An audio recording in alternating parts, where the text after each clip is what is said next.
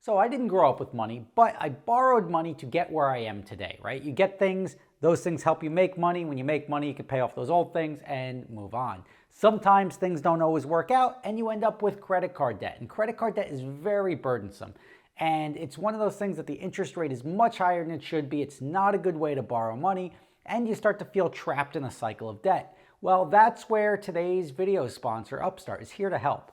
Upstart is the fast and easy way to pay off your debt with a personal loan all online. Whether it's paying off credit cards, consolidating high-interest debt, or funding personal expenses, over 500,000 people have used Upstart to get one fixed monthly payment.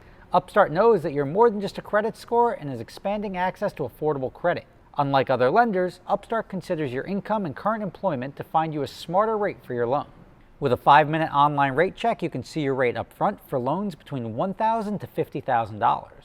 And you can receive funds as fast as one business day after accepting your loan.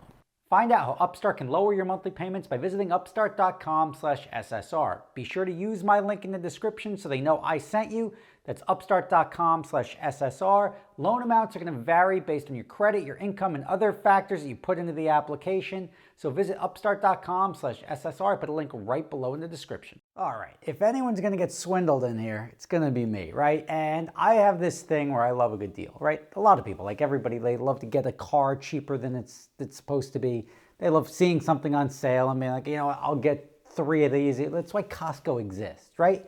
Well, one of my, let's just say, vices is just sitting on the computer and flowing through Facebook Marketplace. And Facebook knows this, and they start throwing stuff at me that I'm like, yeah, I want one of those, but I forgot I wanted one of those, but you're putting it in front of me and it's too good to be true. Let me go buy that. And this week I got 4 scams, and I caught 2 of them before I sent any money. I paid for the other 2. One arrived, the other one didn't, and here's how they all went down, right? So before you say like, Rob, ha ha ha, like you keep getting scammed, I'm not sending $60,000 wired over Western Union to Zimbabwe for some prince who's looking to move money because that doesn't exist, right? I'll spend $50 on a set of Beats, right? Beats Studio Buds, to find out if they're real or not. Because you can do your research, right? You do a basic amount of research. If something doesn't smell right, then obviously don't do it. But if you do it and you're like, all right, like could be true, deals happen, right? Like there's deals where somebody gets something as a gift. Oh, I got headphones, don't want them. Throw them up on Facebook Marketplace and don't want to deal with it. Let me just sell them for $50. Simple as that, right? Done and gone. You don't have to think about it. They sell instantly. It's not up there for 3 weeks because they're worth $130 and you think you can get $125 for them and it's up for 12 weeks and then you keep getting a bunch of offers and you're dealing with all this stuff. None of that exists if you just throw it up cheaper than it should be and you let it go. And this is a situation where I had Facebook protection, which is they have buyer protection on Facebook. So I was like, you know what? Click. Here's your $50. Sent me the Beats. And while they were on their way, I started reading reviews. As I'm on Facebook, I'll do a couple of things just as a safety check, right? I'll look at the seller account. They've sold other stuff. All right, you know what? They're not a fly-by-night. It's not a pop-up account with something that seems too good to be true, and I'm going to get burned on it. Problem with these Beats is that they're fake. And after I bought them, I started looking and reading some reviews, and other people, too, have pointed out that they're fake. So yes, you have earbuds, but the quality of these is not even the audio quality, just that you can tell by looking at them, they're not real. And did I lay out $50 for these? Yes. Were they new B-looking headphones? Yes. Do they have active noise canceling technology? No. They're just a knockoff to look like Beats headphones. So I now get my money back. Now I reached out to Facebook already and I was like, yo, these are fake. If you look at the reviews, other people have already pointed out that this guy's selling fake stuff. He probably shouldn't be on here. And they're like, well, you have to reach out to the vendor first and see if you can work it out with him. So I did. Now the guy says you can send them back. I'm like, yo, you sold me fake headphones. He's like, all right, you can send them back. When I receive them back, I'll give you your money back. Classic. Wasn't born yesterday. So I'm like, first off, I am not going to be doing anything as far as spending money to send back your fake goods, right? I can throw them in the garbage, or you can send me a return label, and when you give me a return label, I will gladly go to the post office and drop it off. That's my penalty for buying these and taking a risk on these, is that I have to then take time out of my day to go to the post office to return them. And he said, that's fine. I doubt he's going to do that. We'll see if he does. But the scam with this would be is if he says you send them back, I go to the post office, send them back, he's going to say I never got them, and then try to keep the charge on your card. Oh, the customer kept the goods. I asked him to send them back, and I'd give him a full refund. I'm such a great seller. He didn't do it, so I didn't give him his money back. So these ones, going bye-bye. Now, let me just say, I don't know why Facebook seems to be ripe with scams right now. Lots of them. And just the fact that I caught so many. And I think it's because Facebook hears me talking, right? It hears me talking about buying a tractor. Next thing you know, there's a tractor in like one of the first listings in the marketplace. I'm like, oh, I could use a Kubota. And now I start shopping Kubotas. And now this guy's got a Kubota for like, I forget what it was. It was like $4,000 local. Oh, my husband just died. I just want to get rid of it. I'm in Yonkers or the Bronx or wherever it was. And then I start looking at it and I'm like, all right. Or like, text this number. I'm listing it for somebody else. All these things are like clear telltale sign like something's up. You start looking, the tractor's worth at least $15,000. They're selling it for $5,000. And look, as I said, estate sales, right? You inherit something, you don't want it, out the door. Whatever we get for it, let's take it. Business closing down, whatever we get for it, take it. I get it. Like, not everybody's out to squeeze every dollar out of things. And that's where a good deal can be had, right? And we'll get into the next item where a good deal could be had, but I was able to sniff it out. Here, you have somebody posting something, and I was like, all right, I could use a Kubota. Like, it's got the digger in the back, and it's got the front end loader on it, so I can the bucket in the front. This is all good. Like, I can get used to it. Maybe it's the scale of it. Maybe it's like a lawnmower size thing, and it's not big enough. Can you get me the dimensions? Anyway, long story short, I was able to look around, and you can see that same photo. What I did was a reverse image search, and you see that same photo has been used in other listings across the country. So clearly it was a scam, and that's where I didn't even send any money. I didn't get involved in anything. I said, I will happily pick it up. They're like, oh, we'll arrange the transport. You just pay the transporter. No thanks. We're all good. This is a scam. I pointed it out. Like, scam. Never hear from them again. Next one, also very similar. Free piano, because I'm talking about putting a piano. I want a nice, like, baby grand, like, player piano, right? One that plays itself, so you can just sit there and listen to lovely piano music without actually having to go through all the effort of learning to play the piano well. And those are like $25,000, but a piano is a really burdensome piece of furniture, right? A piano takes up a lot of space. Rich people tend to buy pianos to shove in their mansions or in their apartments because they think it looks cool, and it never gets played, and then they die, and then their kids inherit it, and like, what the hell are we gonna do with this? It costs money to even move the damn thing. So like, whoever wants a piano, if you want to pay to have somebody come get it, because it's very difficult to sell. And that's where I thought we were falling into with this one. They had a Yamaha piano, which they sell for like $5,000 online. So if somebody's giving one away for free, but you just pay the transport to get it over there, I was like, all right, I'll bite, right? And I have a burner number, so I use my burner number. He's like, yeah, just text this number. You can reach out to the guy. Here's the reference code. I went, and there's actually a website, right? There's a full-blown, like, logistics website. It was a very, like, half-assed website, which is like, all right, this is flag number one. I've never heard of this logistics company, but there are small companies out there that exist, right? That don't put big websites up. They do a lot of business locally. They're moving companies. They're not big websites, a lot of word of mouth or whatever their advertising method is.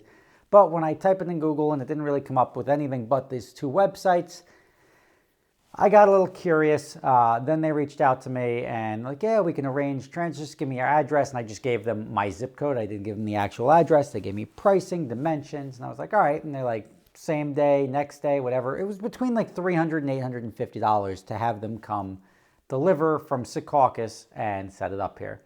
And ultimately, I sniffed it out as a fraud because I told the guy I was going to take it. He said, no problem. Here's a logistics company. Go through everything. Now, how do I sniff that guy out, right? It's not unreasonable to think that this is a scenario that may come true. I had my friend Alyssa reach out to them after I told the guy I'm taking it, and he gave me the information. I'm like, hey, I think this is a fraud. Just reach out to this guy and tell him you're interested in the piano, see what he says. and he sent the same exact thing to her. So it's the same thing that these guys are just scamming, trying to get you to send money, because then the shipping company, I'm like, you bring it over, COD, that good old green paper money right in your hand. Can't ask for anything more than that. No, I'm sorry, we need Zelle, or it was a Cash App or a Zelle. And I'm like, Cash App or Zelle, that is rule number one of you are taking my money and I am never going to see you ever again. And that's where I was like, not happening. Another clear fraud that if it's too good to be true, it doesn't always mean it is, but in this situation it was. Now the third one is a frustrating one, because the third one was, I was looking for an iPad for my kid, because my kids bang them up all the time. My kid wants a new iPad, so I'm like, let me get a new last iPad, right? Like they don't need the newest one. They're just playing like YouTube on it and everything like that. But let me get them like the 2020, 2019, like a new inbox, like unused, refurbished, whatever it is. It's going to get tossed around the car anyway. Let me get them a used model. I found 2020 iPad, whatever, new inbox, last generation, like Wi-Fi only, whole thing. Go through here, we don't like Facebook, so we use PayPal's buyer protection. You go through PayPal, the portal, here's a website to go through, here's a thing. Makes it seem like these companies that are buying old stock and shoveling it off. And it was like 100 and whatever, 120 less their discount. It was like $114. PayPal'd it over, knowing that I have PayPal buyer protection, right? Like in both scenarios where I paid for stuff and didn't sniff it out, I had buyer protection either through Facebook or PayPal. And now we're finding out that, and like, again, if I lose $50, I'm not going to cry myself to sleep. I'm just going to share it with you guys to help you avoid situations like this. Now, I start looking into it, and 3 weeks later, stuff doesn't come. I'm like, all right, I go to send messages to the guy, and he's deleted my previous messages. The account no longer exists, et cetera, et cetera. So I go over to PayPal. I'm like, product not received. Thank you very much. Send me my money back. Open a case. They say, we're going to attempt to reach out to the seller. They reach out to the seller. Seller comes back. He's a good one. Here's a tracking number. It's delivered. PayPal closed it and said, you received the item. No money is due. And they keep my money. I was like, whoa, now you're wasting my time. Now this $100 or 100 whatever, $120 is going to cost my time, which is good because I can share it with you guys and save your time. I then had to do a little bit of research. So I get the tracking number, which says delivered to my zip code. I'm like, well, didn't get anything. It says delivered at like 8:51 in the morning, 9:51 in the morning, whatever it is. Go to my security cameras outside. Nothing, right? I'm like, through USPS, my postal guy doesn't get here till 4 o'clock in the afternoon every day. So to make it seem like he was here at 9 in the morning to drop that off, I've got one shooting on the mailbox. I saw it, nothing in the mailbox, nothing dropped off on my step. That package never made it to me. So now let me prove that by going to USPS, call them up, and I'm like, hey, can you check this tracking number? Yeah, what did you verify the address? Yeah, what address? And it only says, even with all this tracking stuff, that it was delivered in my zip code, right? It was delivered to my zip code. They're like, what's your address? And I gave them my address. And they're like, not even close. I'm like, hey. So here's the scam, right? They know that PayPal, as long as you say it's delivered, they'll let you keep the money. So what they do is when you order something, they come up with random address in town, right? Like, I'm going to send it to like 30 houses away or the other side of town. Who cares? Pick a random address on the map, send them a postcard, something, like something negligible that people are just going to throw in the garbage. They're not going to bring it go through the effort of bringing it to the post office and bring it back. Their tracking number will say received. The other person's going to get something they're just going to toss in the garbage because it's whatever, a BS mailer. And they're going to have a tracking number that now says delivered to my town that they can give to PayPal and keep my money. Now, this is where a lot of people would just give up and like swear that they're never going to happen. Not this guy. Right? This guy's like, eh. So I went into PayPal again. I'm like, I want to redispute that because they gave you a completely fictitious address in my town. Probably didn't even send they did not send an iPad.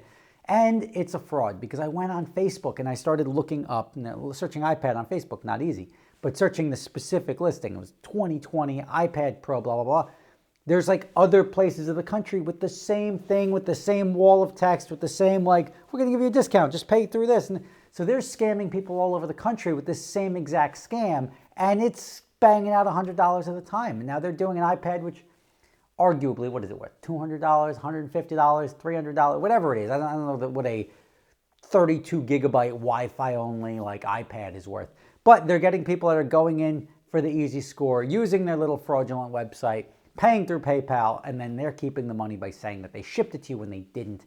Now, this is clearly a volume play. They're only doing this, and they're putting like time and effort behind it. They know PayPal's policies. They know how to make it just difficult enough. How much effort are you going to go through for $100? This guy is coming after you.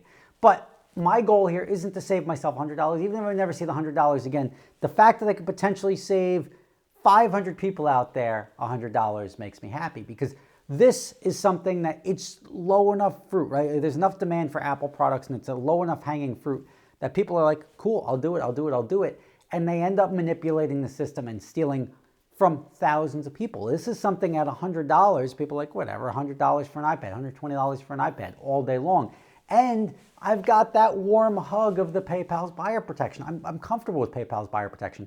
Not right now, because I charged it back through PayPal and they sided with them. And I tried to reopen it 3 other times being like, haha, screenshot of the same thing, advertised 15 different places. No, I can't contact the buyer anymore because he deleted his messages. His account is gone. So what do you do? I'm going to hopefully ram that through on PayPal. PayPal and Facebook have to do a better job of policing this, right? Because I've gone on Facebook and I said, this is scam. And it's like, would you like to block this user? I'm like, no, I would like to alert you that this is a scam, and then this person can't defraud other people. I know you want to populate your marketplace, but it's not the way to do it with all this fraudulent activity, because it's 4 things inside like 2 days while I'm just sitting there buying random stuff. I think it's because they're targeting me with the stuff that they want, which is why I'm going to buy it, and I'm like a sucker for a good deal, so they're just throwing scams at me all day long, but they shouldn't be doing that. So what steps can you take to avoid getting scammed in the future? That's where I'm here to help. That's where this whole thing pays off, that you've waited this long to hear that. Step 1, you see something on Facebook Marketplace, not so much Craigslist, but Facebook Marketplace, you could look and check whether or not that user has an account and how long they've been on there. And you can sort of sniff out the fake accounts pretty easily, right? You've been on there, and the ones that I've been buying from recently, users since 2016, but their account has nothing on it. There's like no friends, like 12, so anytime you see that, step 1, look at the account, and if it seems suspicious, be wary, right? Step 2, you start looking if they have other stuff for sale, right? They have other stuff for sale. They may have user reviews or rankings. That would have saved me on the beats, because when I started reading the user reviews on these, half the people are like, these are fake, they're crap, the one doesn't work, this doesn't sound good, this, you could tell it's all crap. Would have saved me the effort of me even buying them in the first place. I don't want fake beats, I want real beats, so I can go running and listening to my whatever. Step 3, if you have a transaction that seems sketchy, you can do a reverse image search. And whether or not it's sketchy or not, you can do a reverse image search. Go to Google, and then when you do Google Images, it's got a little picture of a camera. You can push that, and you can upload a photo, and it's going to search the internet. Now, this is not perfect, but there's a good chance you'll see that same Kubota in 6 different locations for sale, and you're like, scam, right? You can see if something doesn't smell right. It's, as I said, there's always the opportunity that things are too good to be true. And that's usually that they are, but there are good deals to be had, right? There is the guy who buys a painting that's worth $500,000 for $50 at a yard sale. I mean, it just happens, but that's a more tangible transaction. In this situation, you can go back and look. If it's too good to be true, you start looking up why it's too good to be true. It's always some story. Google it, reverse image search. Have a friend call. After you agree to buy something, before you send $1, have somebody else inquire and see what the response is. If they're getting the same response when you've already agreed with the seller, you're going to purchase it, and there's only one of those, right? Like with the tractor, it's only one tractor. So, or only one piano. So when somebody said they're going to take it and you gave them the information, I'm reaching out to the shipping company, why are you telling somebody else they can also have it? None of that makes sense. So those are good ways to sniff it out. Always pay with some sort of buyer protection. Never do the Zelle or anything. Control the transaction, right? You want to be comfortable, they want to be comfortable. If you're doing an in-person transaction, do it in like a parking lot of a mall, or do it in somewhere with security cameras. Do it out front of a police station. Do it somewhere where is mutually beneficial, where you can make sure you're handing something off, getting the right thing, and you're not putting yourself in a situation where you're showing up somewhere with a bunch of cash, nobody else is around to witness it, you get held up, you get robbed, you get something, you're uncomfortable in the situation. Go with a friend. There's a whole bunch of ways to prevent getting scammed, and these are just some of them. And that, I think, is some good advice to prevent you from following in my footsteps. And I'm sure it's happened to other people as well, but just some stuff to keep an eye out. Rob Ferretti, getting scammed for your pleasure. Thank you for watching. And make sure you pass this around to anyone that you think shops on Facebook Marketplace. I think we should tag the crap out of Facebook and PayPal, because they should both be aware of this. I mean, they're not stupid, right? There's people complaining about this stuff all the time. They're handling a case-by-case basis and allowing this to persist, right? That's a problem. Like, they're allowing this. If I'm marking something as a scam, somebody should be asking me why I think it's a scam and then manually going in and checking and validating if something is a scam or not. Instead, these same people are replicating the scam over and over and over again with old user accounts and perpetrating a massive fraud to the tunes of, I mean, I got to say, at least tens or hundreds or even millions of dollars. Hundreds of thousands, even millions of dollars. I'm following that thought process from here to here. I skipped over all those steps. Rob Ferretti, thank you for watching. See you next time. If you don't hear me, these are not going to help.